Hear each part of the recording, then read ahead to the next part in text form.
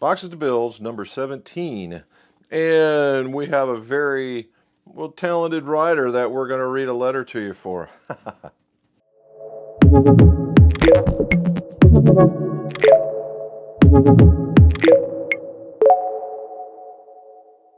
Welcome back to the Golf Shop. Jim McCleary here. Welcome to the channel. This is where we go over golf equipment. We do reviews, we do repairs, we do fittings, and also that your scores can go low. And this is not going to be any different. Boxes to Builds number 17 is a Ping Rapture. A Ping Rapture. Ping Raptures go back a way. It's a carbon type head, and we still had the metal face, but most of it was a supporting body. And and it was very, very short-lived. And I don't know if it was a construction cost thing or what it was. However, a gentleman from Indiana sent this, and what he did is he sent a letter, and it's very well written, and it's so well written that I wanted to read it for you. And so it says, Jim, big fan, thank you very much for the information you put out. Thanks for all doing. Hope you keep up. Keep it up. He has a Ping 410, an Anser, a G30, and this broken Rapture driver. So he's a Ping fan. I have used at one time or another every Ping driver since the G10 model. The Ping Rapture came out around 2006, 2007, and has some history. And El Cabrera won the 2009 Masters with it, and I believe it's the only carbon composite driver Ping ever made. It does have a very unique sound when hit. Now, when we say composite driver, we mean where the majority of it is. You know, Callaway had the C4, and now you see the Stealth, and the Rapture had it. But this one, those were completely composite drivers. What the Rapture was is an attempt by Ping to go to more composite. In fact, it says composite on the back of the driver, where it's the largest portion of it is just supported by the metal, the other way around. Occasionally I like to pull one of the old drivers out and just put it in play. And that's what I did in the Rapture, and to my amazement it seemed to be outperforming the 410 and the G30. I kept using it knowing it was a 15-16-year-old club and probably was past its prime. I noticed I could detect a feel or a creak in the shaft a few times when I hit it. Now we'll talk about that one, and I've had a few of those come in. When you get a creak or a click in there, that is a sign that imminently it's going to fail. Now, whether it fails it breaks or it fails it comes loose or something, but imminently that's going to happen. If you can move it and it's not, all you hear is sounds but nothing's moving, you should be fine for a while, right? I would suggest having it fixed. Now, can you play it for a while? Yeah. Could you play it in its entire lifetime and watch it creak the entire time? Yes. Depending on how you take care of it. If you're a guy that pounds the ground when you're waiting on your tee, or you store it in a very hot area like your trunk, then maybe not, right? But if you're a guy that, or gal for that matter, that puts it in the bag, takes it inside, keeps it in a nice area that doesn't get heat stress, or even cold stress for that matter, then yeah, it's going to last. It can last. I'm not going to say it will, but it can. But it's just a sound of imminent failure. Now the creaking, if you feel it and it goes tick tick tick tick tick tick, yeah, it's coming apart, right? Eventually it's coming apart, because the more you do it, the more it aggravates it, and the more it loosens it up, and eventually it's just coming apart. Now, again, can you use it? Yeah, you can use it, but it's going to fail. I thought I might be from the butt section, as part of the club was starting to feel out of round or slightly oval shaped in my hand, if that makes any sense. We'll talk about that in a minute. So I thought the shaft might be failing in the area. To my surprise, when it broke at the hosel, the head went 80 yards and I was able to recover it, and it seems okay. I did find the same or close originally, the shaft. I would like to have it repaired to use again, because it's a kind of a rare bird in the Ping lineup. He's not lying.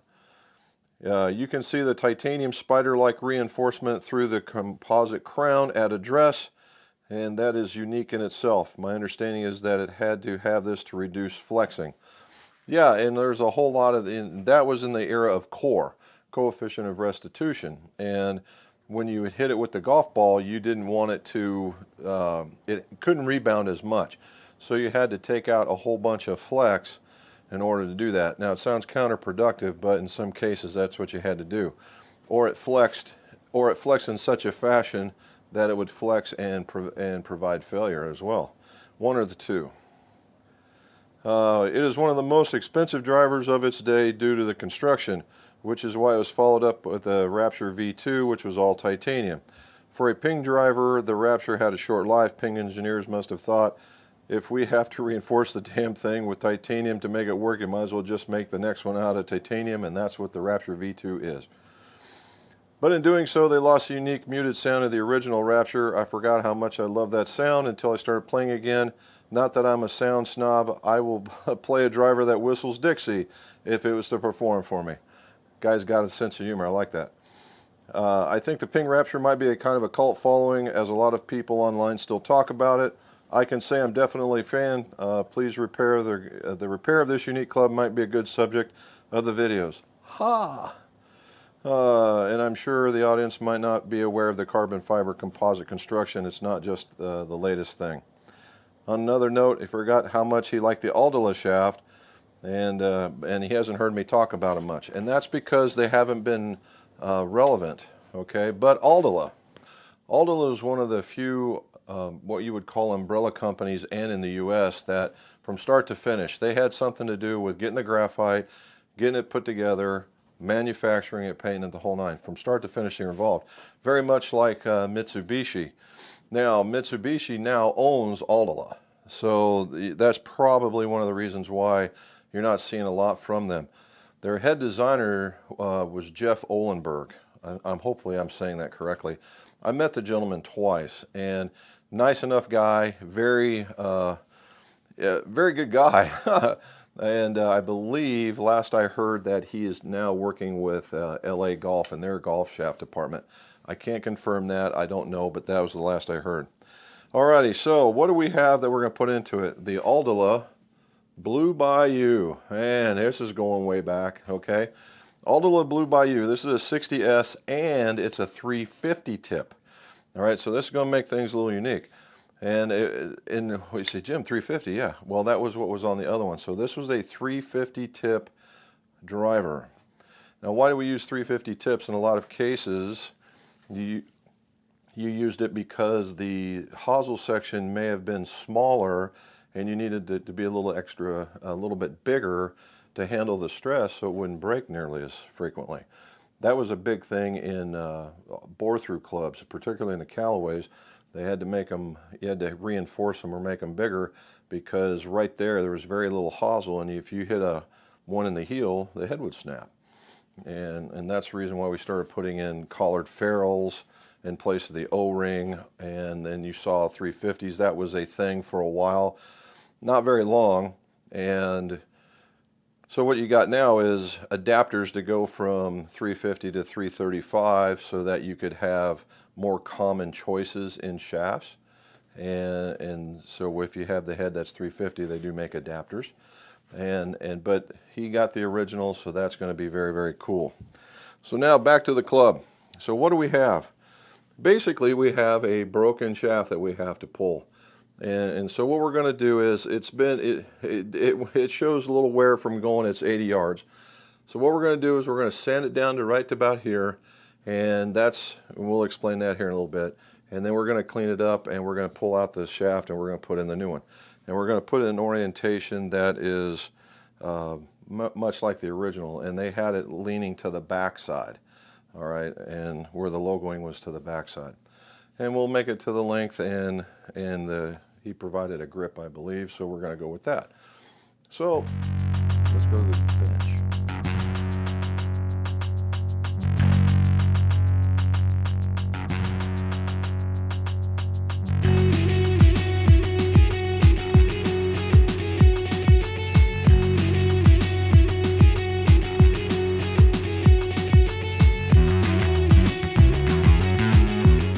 Okay, we've got it sanded down, and one of the things that you always look for is to see whether or not they had a tip weight. So far, so good. We don't see anything like that. You get to see where the ferrule went around the shaft, and and that's where we're going to heat in this particular area, and then we're going to drill down to try and remove all that stuff. So we're going to move you a little bit closer. All right, for this particular part, what we're going to need is the drill, my new Bernzomatic butane torch. I just picked it up yesterday. The other one, the flint on it decided to give up the ghost, so I bought this. Got it from the local Lowe's. And then 2 drill bits. I like using, there's a 1/4 inch and then a 5/16 in order to get this thing going. And so what we're going to do is we're going to heat it up, drill it with a small pilot, and then try and finish it off with that, and then clean it up with a hosel brush.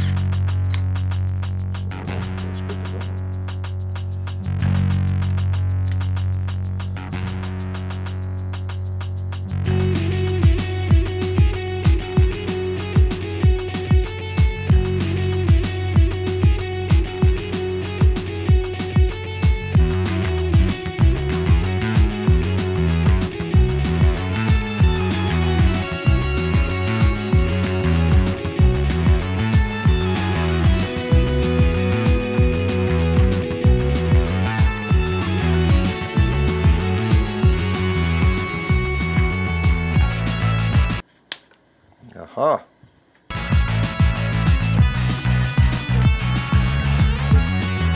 And so I heat it up and you can see that it's smoking, and the last bit of the glue popped out telling me that this is ready to go. The idea of heating it is to get the epoxy bond to let go of the shaft.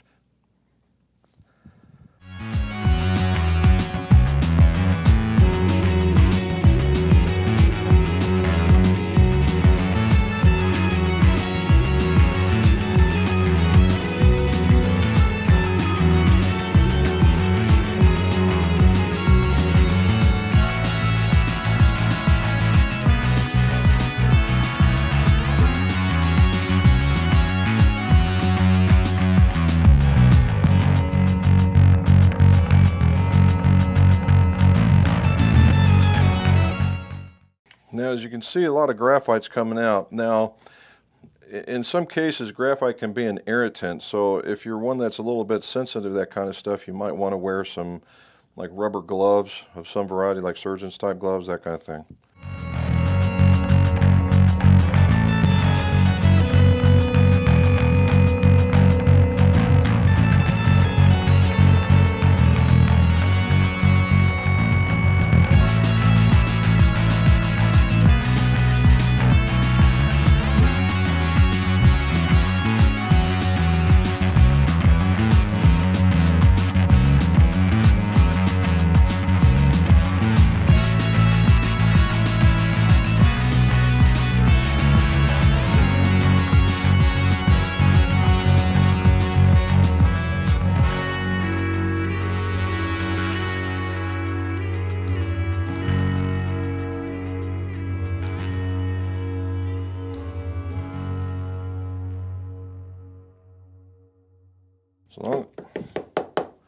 So as long as this still comes out, we still got to keep going at it. Now, the head can be a tremendous heat sink all on its own, so another application of heat to the inside is called for, so we can bust it out a little bit more.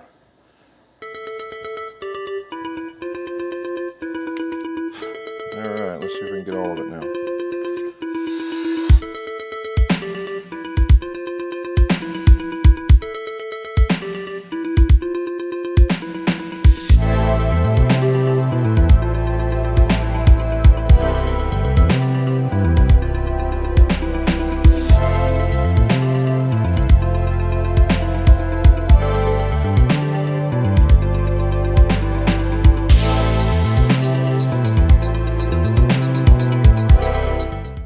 There's a little bit more in the bottom we have to get in order for it to really seat well.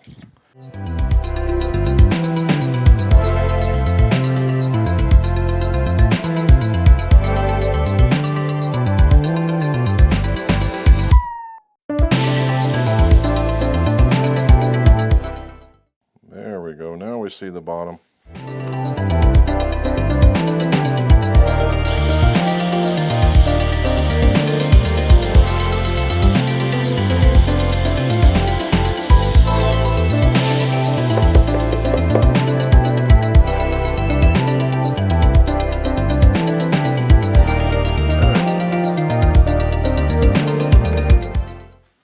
so you saw we got it cleaned out, and I'm pretty certain we'll be able to show you. There you go. See how see how deep that is? That's the shoulder. That's just going to take a special ping ferrule. But you can see, I don't know, you won't be able to see the bottom, but when you drill into these things, you want to be particularly careful about the bottom, because the bottom of the hosel is typically covered by what they call a hosel plug. And the hosel plug can be made of a very, very, very thin aluminum or a very, very small piece of plastic. And it's really easy to go through those. So you just want to get down there and then just kind of make your way into the bottom of it. And I've pushed my fair share into the bottom of the hosel, and those they just don't come out. And so you have to use some rattle stop. You put in some extra rattle stop to catch it, and it will catch it. And 9 times out of, well, almost every time, it shouldn't rattle anymore. Okay. For Mr. Terry, for being all articulate and stuff, we're going to clean this up. So we're going to take a look at that again. All right, and how that looks, and then how that looks. And we're going to go clean this up and see what it looks like after.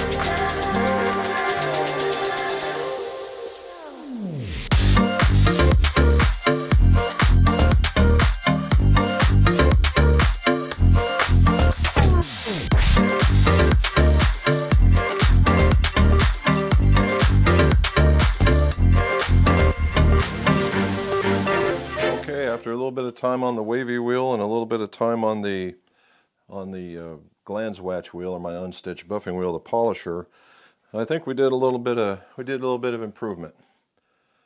So there's the face, and there's the head, or the crown. Now you can see that spider webbing right up in here, right? And then here's the bottom. Nice and cleaned up, all right? Nice and cleaned up. And so now we're ready to reshaft. All right.